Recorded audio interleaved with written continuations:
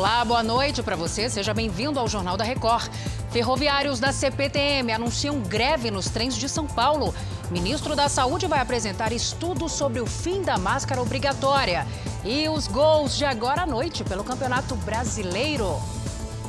O Jornal da Record já está no ar. Oferecimento Next, o banco digital que faz acontecer.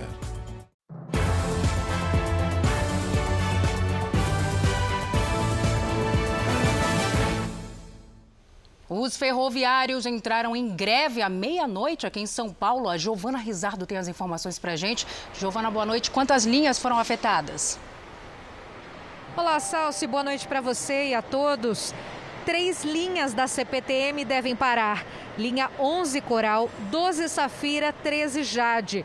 Os trabalhadores querem reajuste salarial e, como não houve acordo na reunião desta segunda na Justiça do Trabalho, a categoria decidiu pela greve por tempo indeterminado. A Justiça determinou que 70% da frota opere nos horários de maior movimento. Por conta da greve na CPTM, o rodízio de veículos foi suspenso nesta terça-feira. Salsi. Obrigada, Giovana. E olha, de Mato Grosso do Sul chegam imagens assustadoras de um incêndio na rodovia MS 379.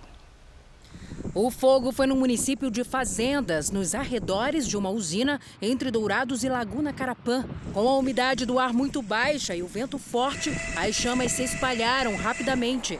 Não chove há mais de 50 dias na região. Um trator foi usado para evitar que as chamas aumentassem. A rodovia ficou coberta de fumaça. Tristeza, né? A Fundação Oswaldo Cruz recomendou a vacinação de adolescentes. Vamos saber o motivo agora com Leonardo Aki. Oi, Léo, boa noite.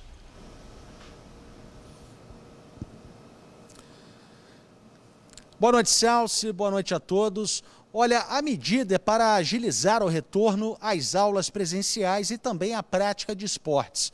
Para isso, seria necessário vacinar os jovens entre 12 e 18 anos. Para a Fiocruz, a vacinação de adolescentes evitaria o fechamento de escolas e estimularia o retorno às aulas, às salas de aula, na verdade. Agora, no Brasil, o único imunizante contra a Covid aprovado para adolescentes é o da Pfizer. Salce. Tá certo, Léo. Obrigada.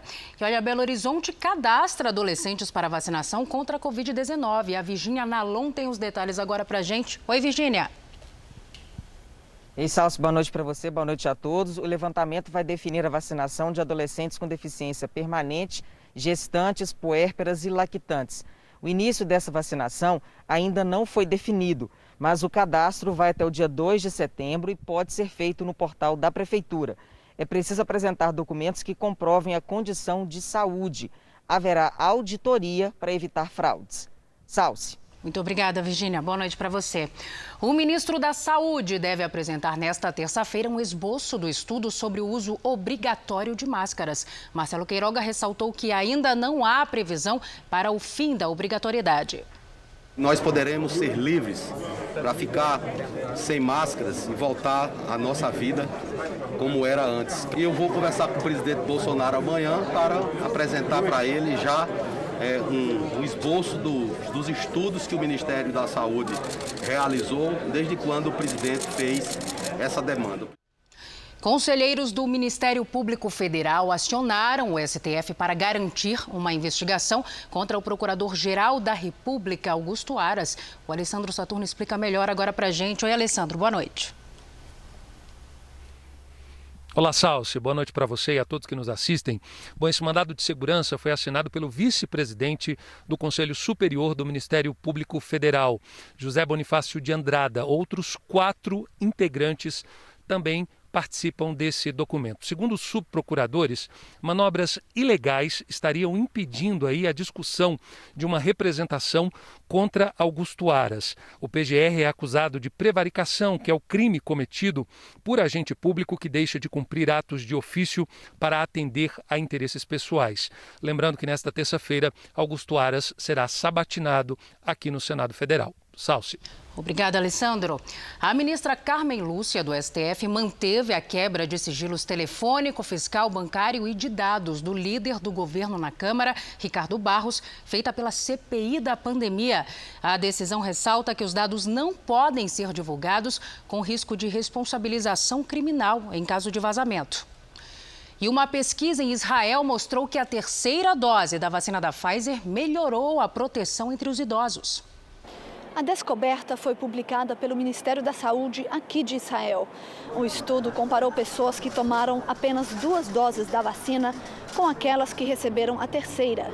O resultado apontou que a dose de reforço protege 5 a 6 vezes mais contra sintomas graves e hospitalização após 10 dias da aplicação. Pessoas com mais de 60 anos começaram a receber a terceira dose em julho. De Tel Aviv, Bianca Zanini.